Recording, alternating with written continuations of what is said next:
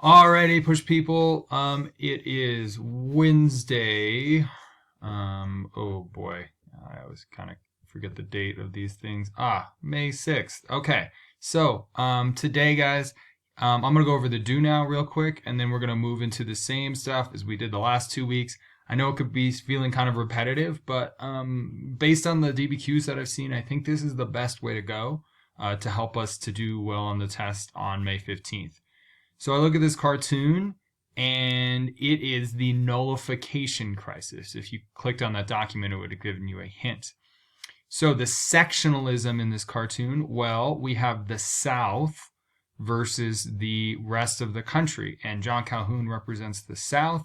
He's moving up those stairs towards disunion and civil war and treason because he's saying that the South should be able to have its own laws and ignore the tariffs that the national government is passing. And so Jackson and John Quincy Adams, well, you had this factionalism where people thought that John Quincy Adams stole the election in 1824. And so that created a lot of anger in the country and distrust from the national government. So that's why it's kind of surprising that Jackson is actually telling South Carolina, no, you can't make your own laws. States can't make their own laws because Jackson talked about states' rights a lot. But Jackson, his idea was states' rights go a long ways, but not so far as ignoring the laws of the federal government, ignoring the tariffs. So Jackson was able to get rid of the tariff in the federal government, but he didn't like the idea of states ignoring it, the nullification of the tariff. So who made this cartoon? A Southern or Western Democrat or a Northern Whig? I mean, this is probably made by a Whig, all right? Because yes, like Jackson isn't seen as too bad, but these guys are generally seen as like kind of crazy, kind of breaking everything up. And remember, the Whigs wanted most of the power in the federal government. So they're going to portray their opponents, the Democrats, as like the worst kind of people. And that's kind of what we see in this cartoon. All right, so now we're going to move down and I'm going to go through this question. I chose this question because it's pretty tough, and it should kind of give you a sense of period 4. Period 4, a lot of the questions are pretty tough. If we get a period 4 question on May 15th, we got to be ready because I think they're going to be pretty tough, and that's kind of why I think they're going to use period 4. Let me just do a quick example from last week. This is a student from last week with a period 5 question, though this is like right on the edge of period 4 because it's about the Mexican-American War. And what this person did is they did a good job of actually integrating some stuff from period 4 and period 5 because this question is about the Mexican-American War, which is kind of this turning point between period 4 and period 5. So if we take a look at it, this person talks about manifest destiny that led to the annexation of Texas and that increased the debates over slavery. And so the extent to which it was an important event, it was a great extent because it created this fight for the land and then an even bigger debate over ending slavery completely.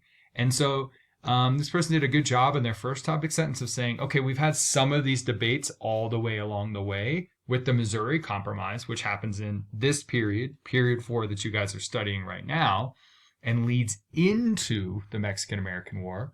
But after the war, now you have these new compromises. Now I wish this person had said like Compromise of 1850, Kansas-Nebraska Act, that failed.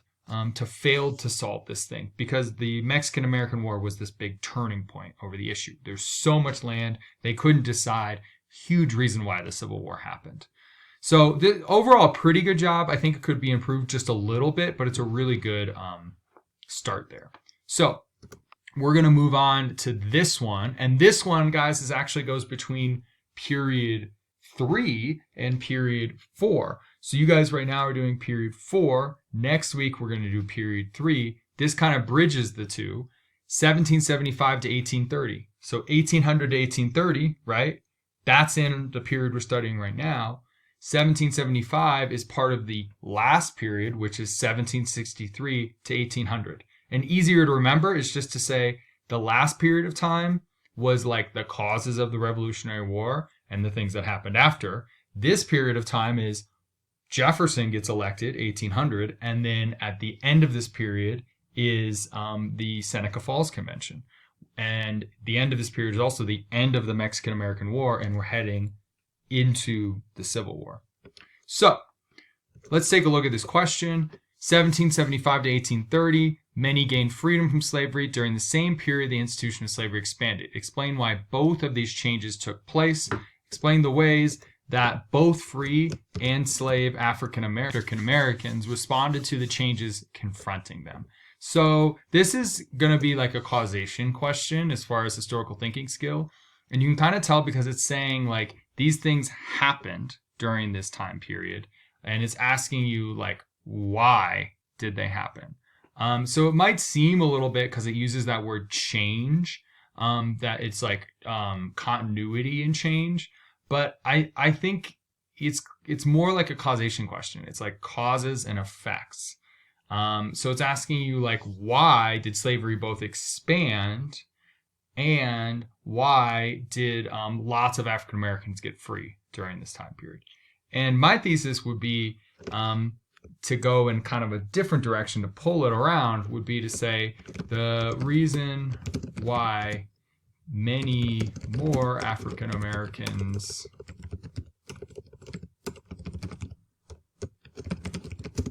were freed was because of the new ideals of independence after the American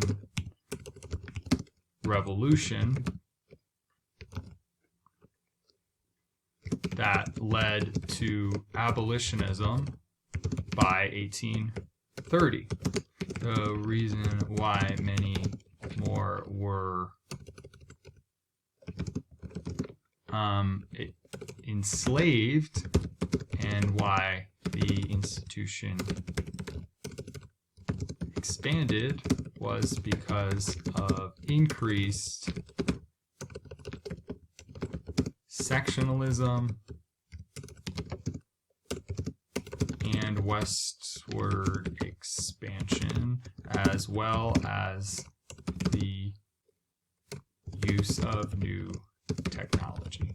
Okay, so where did I get all that from? Well, I got all that from my PTLO sheets here and from the study guide that I have.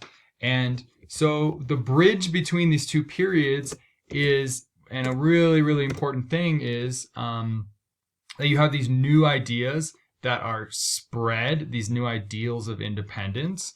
And if I look back here at period 2, we have this idea of, we have ideas of republicanism is a big one that they use here. And republicanism was that idea of like people being able to be represented, rather than like before the revolution where the British kind of did stuff on their own. So the ideal of republicanism after the revolution would eventually lead to universal white male suffrage, as well as, and now I'm kind of going into period 4, the ideas in the Second Great Awakening. This led as well to slave revolts and the American Colonization Society. Overall, more people began to see the humanity of slaves as these new ideas of freedom were created. Okay, and I have a bunch of different SFI in here. So this is basically this big idea of like, the question is asking like, what caused so many more African Americans to get freed? And the answer is all these ideals from the revolution. And if we wanted to go like before the revolution, we could have said like Enlightenment and the First Great Awakening. And that would be like deep, dude. Like if we were doing that, like that's a whole lot.